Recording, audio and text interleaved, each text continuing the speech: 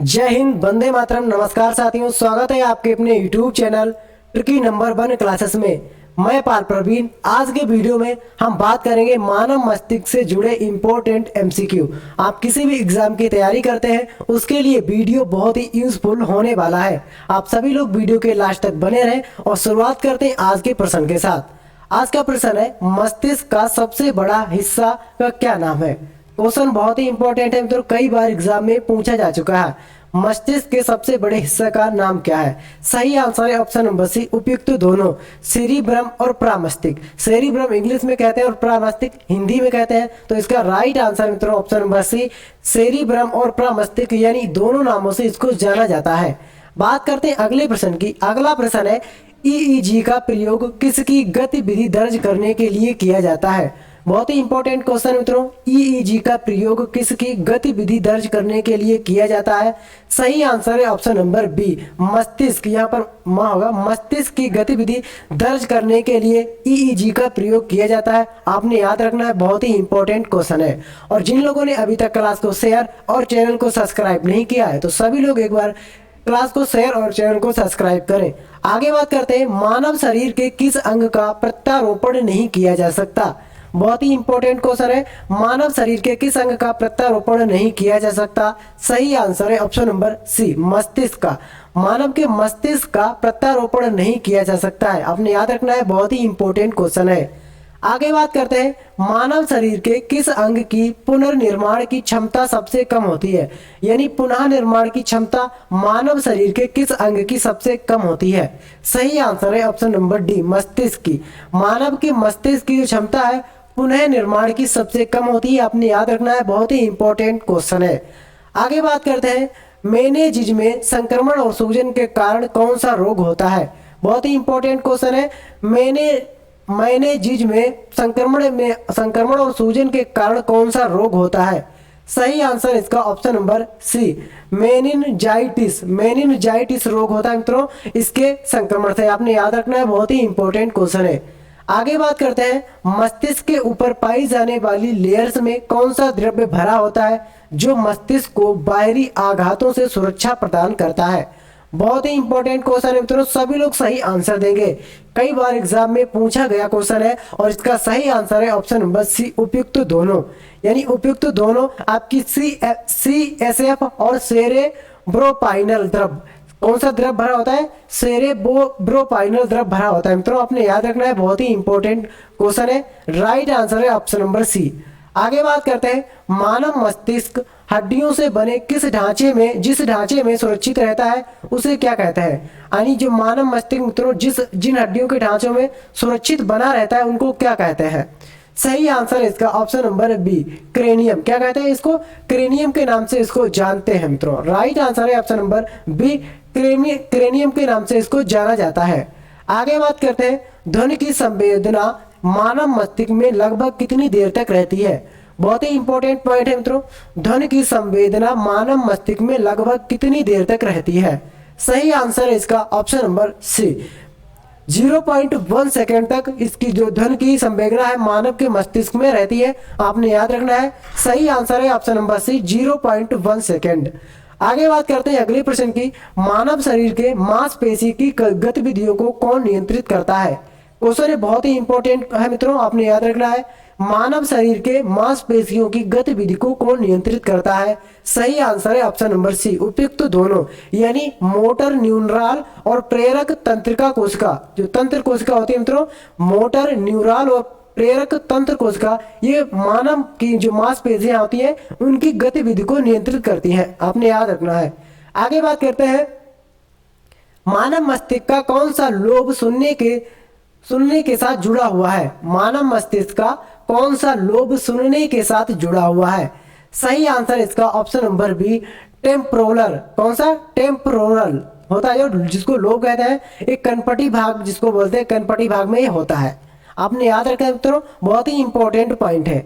आगे बात करते हैं, मस्तिष्क के अध्ययन को क्या कहा जाता है। ये क्वेश्चन बहुत ही इंपॉर्टेंट है, कई बार एग्जाम में पूछा गया है, आपने याद रखना है। यानी जो मस्तिष्क का अध्ययन होता है मित्रों, ये किसके अंतर्गत किया जाता है। सही आंसर है ऑप्शन नंबर ए, न्यूरोलॉजी के अंतर्गत किया जाता है। आपने याद रखना है, राइट आंसर है ऑप्शन नंबर ए, न्यूरोलॉजी। आगे बात करते हैं मस्तिष्क की सुरक्षा के लिए मस्तिष्क के ऊपर कितनी परत होती है। बहुत ही इंपॉर्टेंट क्वेश्चन है मित्रों, मस्तिष्क की सुरक्षा के लिए मस्तिष्क के ऊपर कितनी परत होती है। सही आंसर इसका ऑप्शन नंबर ए, 3 परतें होती है मित्रों, आपने याद रखना है। वह कौन कौन सी परतें होती है अगले प्रश्न में जानते हैं। मस्तिष्क की सुरक्षा के लिए मस्तिष्क के ऊपर कितनी परतें होती है, वो कौन कौन सी होती है मित्रों। क्वेश्चन नंबर 13 है, सही आंसर है ऑप्शन नंबर डी, उपयुक्त सभी परतें होती हैं। ड्यूरामेटर, अरे क्रोनाइड होती है और पाया मोटर, ये मित्रों 3 परतें होती हैं जो मस्तिष्क को सुरक्षा प्रदान करती हैं। आगे बात करते हैं अगले प्रश्न की, अग्र मस्तिष्क के 3 प्रकार कौन कौन से हैं मित्रों। बहुत ही इंपॉर्टेंट क्वेश्चन है, अग्र मस्तिष्क होता है मित्रों, इसके 3 प्रकार कौन कौन से हैं। सही आंसर है ऑप्शन नंबर डी, उपयुक्त सभी, यानी सेरिब्रम या प्रमस्तिष्क के नाम से इसको जानते हैं, थैलमस, हाइपोथैलेमस। ये क्या होते हैं मित्रों, अग्र मस्तिष्क के 3 प्रकार होते हैं, आपने याद रखना है, बहुत ही इंपॉर्टेंट पॉइंट है। मानव मस्तिष्क में चेतना शक्ति को नियंत्रित करने का कार्य कौन करता है। ये क्वेश्चन बहुत ही इंपॉर्टेंट है मित्रों, मानव मस्तिष्क में चेतना शक्ति को नियंत्रित करने का कार्य कौन करता है। सही आंसर इसका ऑप्शन नंबर ए, सेरिब्रम या प्रमस्तिष्क, इसको सेरिब्रम या प्रमस्तिष्क के नाम से जानते हैं, जो मानव मस्तिष्क में चेतना शक्ति को नियंत्रित करने का कार्य करता है। आपने याद रखना है, बहुत ही इंपॉर्टेंट क्वेश्चन है। आगे बात करते हैं अगले प्रश्न की, मानव मस्तिष्क में स्मरण शक्ति को नियंत्रित करने का कार्य कौन करता है। क्वेश्चन बहुत ही इंपॉर्टेंट है, कई बार एग्जाम में पूछा गया क्वेश्चन है, स्मरण शक्ति को नियंत्रित करने का कार्य कौन करता है। सही आंसर इसका ऑप्शन नंबर ए, सेरिब्रम या प्रमस्तिष्क, यह मित्रों स्मरण शक्ति को नियंत्रित करने का कार्य करता है, आपने याद रखना है, बहुत ही इंपॉर्टेंट पॉइंट है। अगले प्रश्न की बात करते हैं, मानव मस्तिष्क में प्रेरक संकेत के रूप में कौन कार्य करता है। क्वेश्चन बहुत ही इंपॉर्टेंट है मित्रों, मानव मस्तिष्क में प्रेरक संकेत के रूप में कौन कार्य करता है। सही आंसर इसका option number B, thalamus. Thalamus का कार्य क्या होता है, ये प्रेरक संकेतों के रूप में कार्य करता है। किसके रूप में, प्रेरक संकेतों के रूप में कार्य करता है, आपने याद रखना है, बहुत ही इंपॉर्टेंट पॉइंट है। आगे बात करते हैं, मानव मस्तिष्क में संवेदी संकेत के रूप में कार्य कौन करता है। बहुत ही इंपॉर्टेंट पॉइंट है, संवेदी संकेत के रूप में कौन कार्य करता है। सही आंसर है option number B, thalamus. Thalamus का एक कार्य और होता है मित्रों, ये मस्तिष्क के संवेदी संकेतों के रूप में कार्य करता है, आपने याद रखना है। आगे बात करते हैं, मानव मस्तिष्क में दर्द की अनुभूति किस हिस्से से होती है। यानी मानव मस्तिष्क जो होता है मित्रों, इसमें दर्द की अनुभूति किस हिस्से से होती है। सही आंसर इसका option number B, thalamus. Thalamus क्या कार्य करता है, थैलमस अगर शरीर के अंदर कहीं भी दर्द होता है, दर्द हो रहा है, तो वो महसूस कौन करता है, जो मस्तिष्क का एक पार्ट होता है थैलमस, थैलमस के जरिए आपको दर्द की अनुभूति होती है मित्रों। राइट आंसर है ऑप्शन नंबर बी। आगे बात करते हैं, मानव मस्तिष्क में स्पर्श की सूचना किससे प्राप्त होती है। यानी मानव मस्तिष्क में स्पर्श की जो सूचना होती है, कोई किसी भी आपको कोई व्यक्ति छूता है या कोई भी वस्तु आपको छूती है, टच करती है, तो उस स्पर्श की सूचना आपको किसके द्वारा प्राप्त होती है। सही आंसर इसका ऑप्शन नंबर बी, थैलमस के द्वारा आपको उसकी सूचना प्राप्त होती है। आपने याद रखना है, बहुत ही इंपॉर्टेंट पॉइंट है मित्रों, थैलमस के कार्य क्या क्या होते हैं सभी याद रखने हैं। आगे बात करते हैं, मानव मस्तिष्क में दबाव की अनुभूति कौन कराता है। यानी कहीं से कोई आपके ऊपर दबाव दे रहा है, तो उसकी अनुभूति कौन कराता है मित्रों। सही आंसर है इसका option number B, thalamus. Thalamus क्या कार्य कराता है, दबाव की अनुभूति को महसूस कराता है थैलमस, आपने याद रखना है। अगले प्रश्न की बात करते हैं, मानव मस्तिष्क में तापमान को नियंत्रित करने का कार्य कौन करता है। बहुत ही इंपॉर्टेंट पॉइंट है मित्रों, जो मानव मस्तिष्क है मित्रों, तापमान को नियंत्रित करने का कार्य कौन करता है। सही आंसर है ऑप्शन नंबर सी, हाइपोथैलेमस। एक हाइपोथैलेमस होता है मित्रों, हाइपोथैलेमस का कार्य होता है तापमान को नियंत्रित करने का। ये मित्रों जो है हाइपोथैलेमस अपना कार्य करता है, मस्तिष्क के तापमान को नियंत्रित करने का कार्य करता है।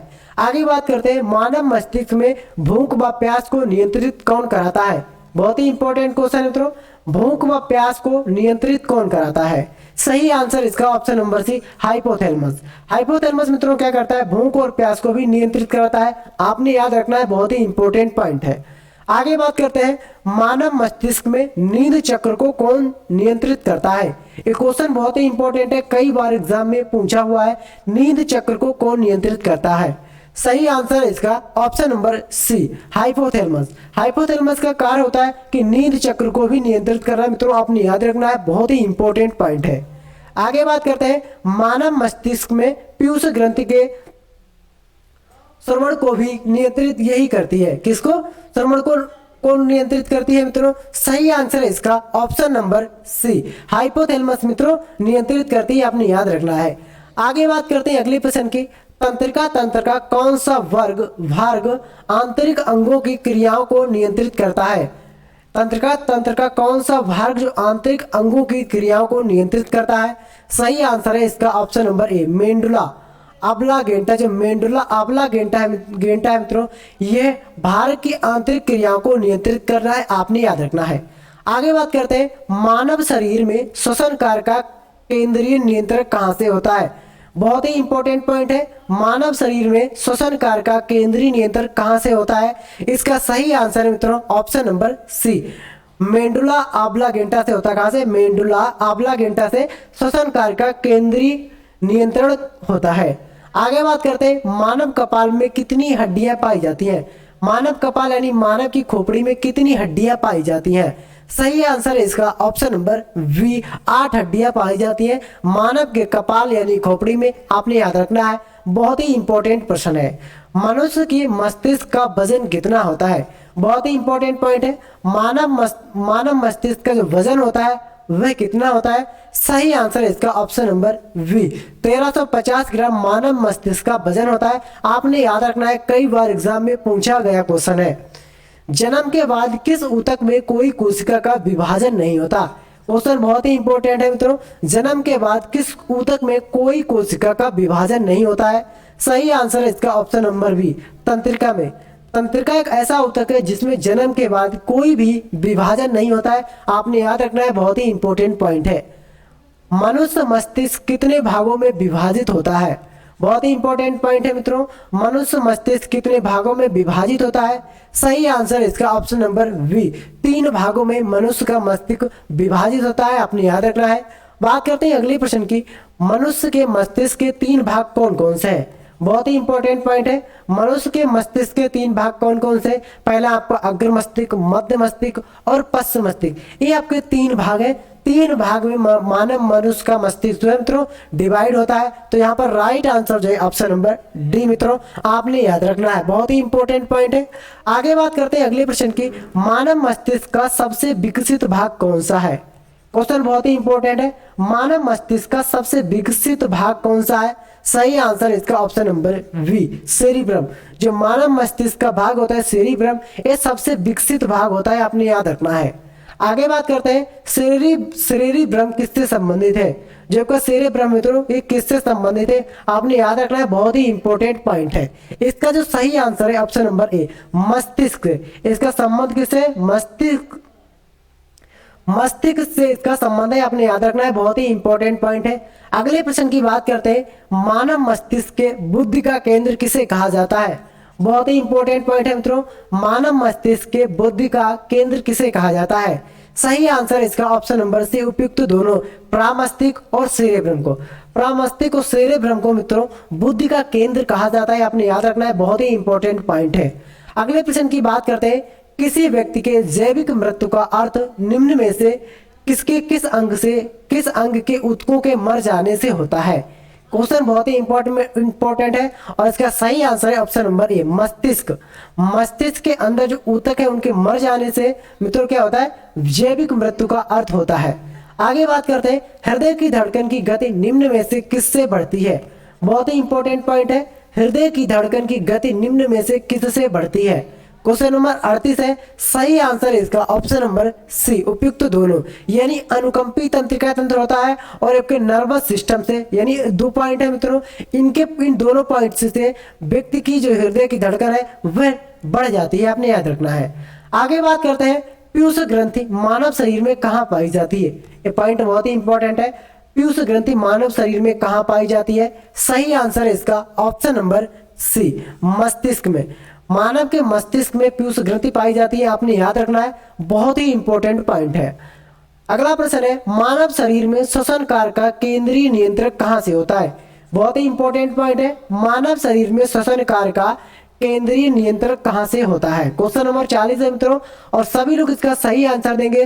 राइट आंसर इसका ऑप्शन नंबर बी, मेंडुला ऑब्लांगेटा। कहां से? मेंडुला ऑब्लांगेटा से मित्रों श्वसन कार्य का केंद्रीय नियंत्रण होता है, आपने याद रखना है, बहुत ही इंपॉर्टेंट पॉइंट है।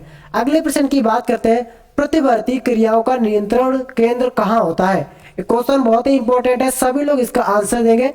प्रतिवर्ती क्रियाओं का नियंत्रण केंद्र कहां होता है? सही आंसर है ऑप्शन नंबर ए, कशेरुक रज्जु में। कहां होता है? कशेरुक रज्जु में मित्रों नियंत्रण केंद्र होता है, आपने याद रखना है, बहुत ही इंपॉर्टेंट पॉइंट होता है। मित्रों आपको हमारी वीडियो कैसी लगी कमेंट करके हमको जरूर बताएं, और हमारे यूट्यूब चैनल से जुड़ने के लिए YouTube channel tricky number 1 class को सब्सक्राइब करना ना भूलें। मिलते हैं अगली वीडियो में, तब तक के लिए जय हिंद, जय भारत।